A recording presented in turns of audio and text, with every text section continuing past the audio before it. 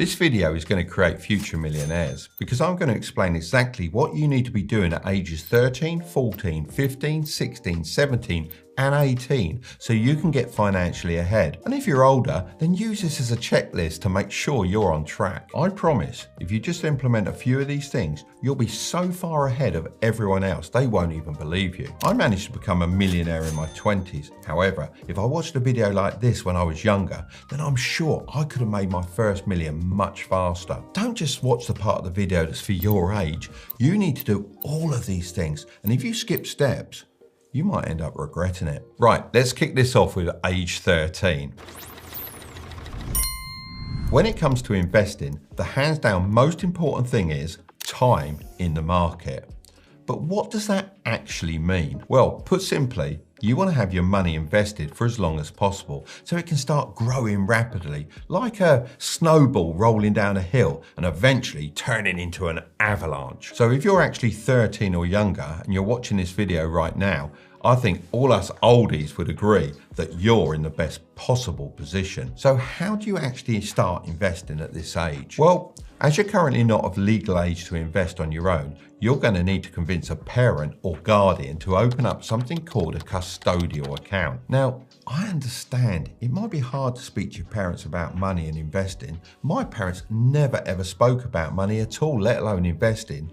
So if you want to, feel free to show them the next 30 seconds of this video so I can help persuade them to open up one for you. A custodial account is an investing account controlled by an adult for the benefit of a minor, typically a family member. These have different names depending on where you live. In the UK, we have something called a Junior Stocks and Shares ISA, which lets your parent or guardian invest up to £9,000 a year on your behalf. Now, of course, they don't have to do this much, but just think, every birthday or Christmas, you could ask them to put some money into the account and invest in some stocks and shares. I'm not a financial advisor, and this shouldn't be taken as financial advice. However, over the years, I've just invested in a simple low-cost S&P 500 index fund. This invests your money across just over 500 of the biggest public companies in the USA, so you don't have to worry about picking individual stocks.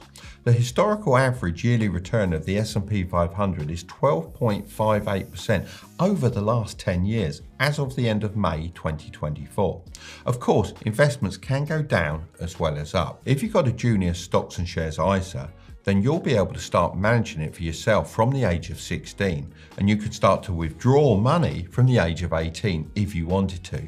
But if you're anything like me, once you've got the investing bug, you'll probably want to keep it growing. In America, you have two main options, a UGMA and a UTMA. These both have unlimited contributions, but you could trigger gift tax if your parent or guardian puts in more than $18,000 in 1 year. The only real difference between these two is that with a UTMA, you can also invest in real estate and fine art. A custodial account can be set up with most banks and brokerages. My favourite is Vanguard for both the UK and the USA, as they've pretty low fees and they've certainly been around for a long time. So if you're younger than 18, then please, please, please promise me you talk to your parents about getting one of these accounts, as it gives you such a head start. Right, moving on to age 14. Besides time, another huge advantage you have at this age is that you probably don't have to pay rent and other monthly bills.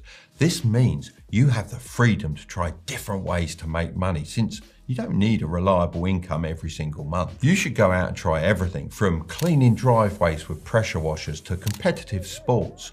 Not everything has to be about making money. You can learn a lot from other activities, which you can use to make money when you're older. My son Curtis used to get up at 4 AM most mornings for swimming practice.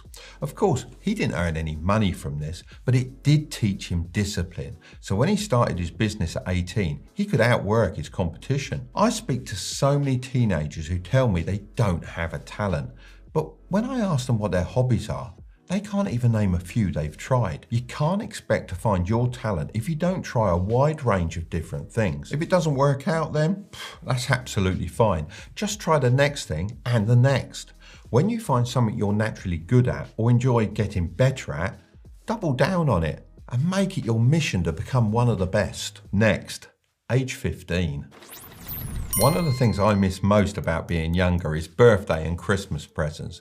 Not that I got a lot, as my parents weren't very wealthy, but I definitely got more than I do now. That's just the reality of growing up, especially for young men. So instead of asking for presents like PS4 games and other things that you're not really going to care about in less than a few months, a huge life hack is to ask for cash whenever possible. I'd also highly recommend going and getting a Saturday job. Now, don't be too picky at this stage. Even working in a retail store behind a counter can earn you a nice bit of extra money. You'll also learn a lot of useful social skills that will prepare you for the real world. Doing both of these things will help you start stashing away cash as long as you avoid the temptation to spend it. I like to use the word stash instead of save, as I have a problem with the way most teenagers approach saving money. They will save for months and then go and spend it all on a new game console or a day at the theme park. Now, obviously, we all like a roller coaster, that's for sure. This shouldn't be what you're stashing your cash for though. Of course, you should spend some of it to have fun. However, see your stash more like a launch pad that you can use to make even more money. The hardest thing in the world is starting with $0 to your name. So if you can avoid that, even if you have as little as $100, then it's going to make everything so much easier. Oh, and I almost forgot. Go and apply for your provisional driving licence. In the UK, you can do this when you're 15 years and 9 months old, so it's worth getting, even if you don't intend to start using it right away. Right, now it's getting serious. Age 16.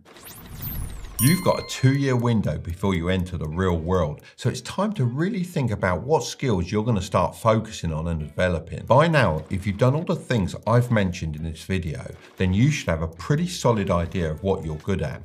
These may seem unrelated at first, but pick a handful of them and start stacking your skills on top of each other. When I was younger, I was talented at selling, designing mechanics and woodwork. So I invested my money into different things that would help me get better at those skills. Now, I had no idea how I'd link them together, but I trusted that in the end, it would all make sense. I'm not really talking about buying courses, as there's so many fake gurus out there just trying to scam you out of your money. With that said, there are some good ones around as well. Even better though, if you can find some sort of community to join where you can chat and learn, so much the better. However, the majority of your money should be invested in equipment. I remember when my son bought his first iMac for $500 from his uncle. He did this with the money he'd saved from doing part-time jobs. Because that was the biggest purchase he'd ever made at the time, he would sit at that Mac and learn everything about it. This led to him teaching himself how to edit videos and use Photoshop. Investing in tools like this can really open so many doors. Between now and 18, your biggest aim should be to develop these different skills that you can later use to make more money than someone that just decided to play video games. This is because you can come into the real world with some actual value to offer. This heavily cuts down the amount of training a company needs to give you, which takes the burden off them. On to age 17. Now listen to me very carefully. You need to pass your driving test. Yes, I know you probably don't need to drive anywhere at 17, but trust me, the sooner you do this, the better.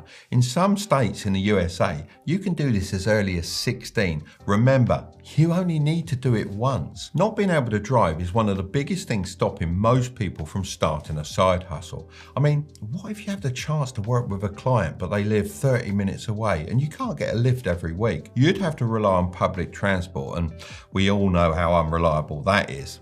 You'll probably end up getting a bad name for yourself and coming across as unprofessional, leading to that opportunity going out the window. One of my key rules to this day is to be early is to be on time. To be on time is to be late. And to be late, well, that is unacceptable. So if you're watching this now and considering driving lessons, do it. Please don't be that person that regrets not jumping on it sooner. Yes, it might be a bit scary at first. I thought it was really exciting, to be honest, but think about the bigger picture. Once you've learned, you can use some of that money you've been stashing away to buy yourself a cheap starter car, then nothing's holding you back. Now it's time for the big one, age 18. The world really opens up to you once you turn 18. Now you're officially classed as an adult, and there are so many things you can do to get financially ahead. I wish someone had sat me down on my 18th birthday and told me exactly what I needed to do. So that's what I'm going to do for you now. I've made a checklist of 7 things you need to do to set yourself up for success. Even if you're over the age of 18, it's super important you do all of these things sooner rather than later. Let me know in the comments how many you've ticked off. Number 1, open your own bank accounts. Having your own bank accounts that only you have access to is the first logical step you should take once you're over the age of 18. I say accounts because really and truly, you should have 2. The first is a current account, or as the Americans call it, a checking account. This is where your money should flow in and out. For example, let's say you got yourself a job at a coffee shop. The coffee shop pays your wage into your current account, and then you can use that money on whatever you want, really. The second is a high interest savings account. This is where you should start building up an emergency fund of 3 to 6 months of your living expenses, just in case something out of your control happens and your income dries up. It's like when you chug a big pot shield potion on Fortnite, but keep some minis handy. So where should you open up these accounts? Well, you need to be looking for banks that don't charge high fees. I remember I used to get charged for stupid little things all the time. Having these accounts shouldn't cost you money. I also think you should have 2 accounts with different banks, as it makes your savings way less easy to spend. When it's out of sight, it's out of mind. If you're in the UK, then I'd recommend going with a challenger bank like Monzo for your current account. Now, this isn't sponsored, but their app is genuinely very good. For your savings account, Chase is a great option as they're currently offering 4.1% interest on your money, so you'll get paid for just leaving your money in the account. In the USA, I'd recommend looking at Ally Bank or Bank of America because they offer minimal fees and have really strong online banking service. Number 2.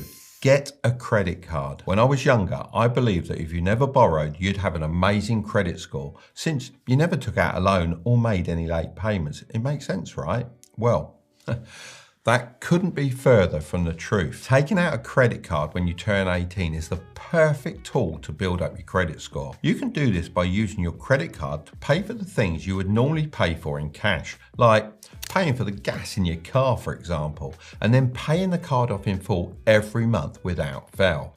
Using it this way will ensure that you never get charged any interest at the same time as building up your credit score. A credit score is kind of like your Uber rating, but for money. Banks look at this and then they decide whether or not they're going to give you a loan. And if they do, what interest rate they're going to charge you. Now, lots of people are against the idea of getting a credit card because they're taught from a really young age that debt is bad. I know this because that's exactly what I was taught. My dad would always say, never a lender or a borrower be.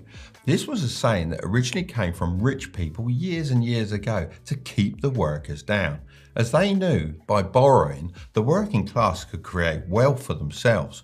The rich wanted to keep getting richer and keep the poor in their place. If I had a credit card when I was 18, it would have been much easier to get a mortgage sooner and buy my first property. I would have also been able to borrow more money at lower interest rates. Now, that may not sound significant, but over a long period, like a mortgage, this can really add up. Number 3, open an investing account. The key is to open the correct type of account.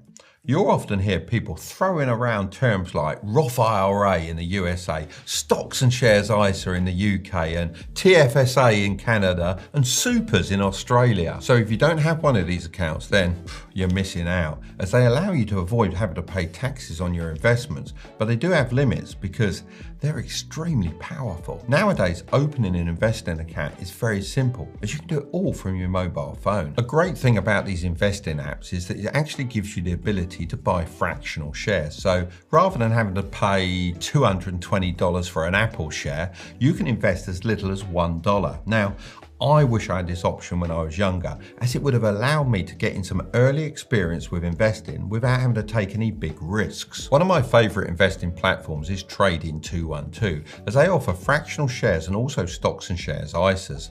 Since I was planning to talk about their app anyway, I reached out to them to see if they'd be interested in sponsoring this portion of the video. They agreed and are offering a free stock worth up to £100 to anyone that uses the code Tilbury when they create an account. Plus, you can get more free stocks by inviting your friends. Both of you will get a free share as long as they fund their account. If you aren't quite ready to invest for real, one of the really cool things about Trading 212 is they let you practice investing with fake money. You can get familiar with the markets using real data without risking any actual money. So if you're a little uncomfortable with investing or just want to try out some strategies before putting your own money on the line, this is a great way to get started. Also, don't worry if you've already opened an account within the last 10 days. You can still use the promo code Tilbury in the app and receive your free share. So feel free to pause the video right now, get your free stock, and then continue watching. Number 4. Carefully consider university. So many teenagers have asked me, is going to university a scam? My answer is always yes and no. On one hand, for some careers, you certainly need to go to university, like doctors, nurses, and teachers. There is a direct result from doing university courses like this. You get a degree and the career path opens up to you. These professions play critical roles in our society, directly impacting the way we function. So, are absolutely not a scam. I actually think these types of courses should be free and reserved for the people with the best grades and passion for following one of these careers. However, on the other hand, there are a lot of other courses out there that don't open up job opportunities directly. And therefore, why waste your money and, more importantly, your time studying at university for something you don't really need? Skilled trades like plumbing, entrepreneurship, and tech, well, they don't require a degree. It's more about how good you are at what you do. Your track record and results will speak for itself. I mean, I read through my comments on here and I've seen lots of people claim they've learned more from me than they did in their business degree. Now, that really says a lot. For me, and for a lot of other employers, it's more about your practical experience and attitude than anything else. So please, don't be pressured into going to university to study something you don't care about and waste 4 years of your life. I mean, I heard there's a golf management degree now. How ridiculous. Personally, I love golf. I just won a major competition called the Duke of Edinburgh Cup. I didn't need to go to university to learn how to play or manage the game. It's laughable. It really is. Look, if you really don't know what to do with your life, my advice would be to get an apprenticeship. They were huge back in my day and they're coming back and getting more popular than ever. Plus, you get paid while you're learning. It's a win-win situation if you ask me. So although schools and maybe your mates will try and push you to go to university, think about what you really want. Think about the 60 to 100k of debt that you could have wrapped around your neck and ask yourself, is it worth paying that off for the whole of your life? Number 5, avoid bad debt. Debt is like a heavy anchor that drags you down, slowing your progress and holding you back from reaching your full potential. Don't get me wrong, in some cases you can use debt to your advantage, like when buying a property, for example. Taking on a mortgage to buy real estate can be a really smart investment because property can go up in value as time goes by. By using this debt strategically, you can leverage this borrowed money to have access to these assets that will hopefully increase your long-term net worth. The same goes for having your own business. If you borrow money to start your own business and it takes off, you can make some serious profit. Without that initial money, you might never be successful. I know that was the case for me when I opened up my first radio control model shop. Without a loan, I simply couldn't have started. However, there is a type of debt you should avoid at all costs, and this is consumer debt. If you can't afford to buy something outright that isn't going to create wealth, then you shouldn't buy it. A lot of people finance their cars, and this is just one example of where borrowing money actually leaves you worse off in the long run. Here in the UK, a shocking 2.2 million drivers finance their cars, and I'm willing to bet most of them are stuck in this money trap. I understand that you might want to drive a certain car. Now, I love cars, so I totally understand that. I get it. But is it really worth it? Just something for you to think about. Number 6, start a side hustle. Most people's advice when you turn 18 is go and get a job. They make it sound so miserable and it's like you get no choice with your life. That's what you're expected to do. Go to your job and be miserable. Well, let me tell you, it doesn't have to be this way. You don't have to wake up every morning thinking that you're stuck and not progressing. If you follow this video so far, you'll have some valuable skills and you can use them to start a service-based side hustle. This type of side hustle is great. Think copywriting, video editing, videography, web development, and community management. All of these require very little startup money. You just need to master the skill inside and out. If you haven't got a high income skill yet, then you really need to catch up. So no matter what job you go and get, leverage it. Use the skills it gives you and the money you make to transform your daily grind into a launch pad for greater things. Even if you can't learn any skills from it, use it as motivation to put in the extra work on the weekend to learn a valuable skill and improve your current situation. Start viewing it like this. Every shift you dread is an investment towards your future. Number 7, invest for the long term. Compound interest is an extremely powerful law, especially when it comes to investing. It means that not only will you earn interest on your initial investment, but you also earn interest on the interest that you've already earned. This can lead to your money growing bigger and bigger over time. It's like when you create that snowball and roll it down the hill, it just keeps getting bigger and bigger and bigger the more snow that's packed onto it. For example, let's say you invest $250 a month at age 18 into a Roth IRA or a stocks and shares ISA. Assuming an average yearly return of 8% by the age of 65, your investment could grow to approximately $1.5 million tax-free. Now, if we compare this to someone who starts investing the same amount at age 28, by the age he's 65, their investment would only reach around $679,000 under the same conditions. That's less than half the amount. See, those extra 10 years of compounding really boost the final amount because there's more time for interest to build on interest. So the younger you start, the better. Not only will you have time on your side, but you'll also typically earn less at a younger age, placing you in a lower tax bracket. This means you'll keep more of your earnings because you won't be taxed as heavily compared to when you earn more later in life. If you want to dive deeper into how to pick the best stocks, then watch this video next, but don't click on it just yet. Make sure to subscribe if you want to grow your wealth, okay? I'll see you over there.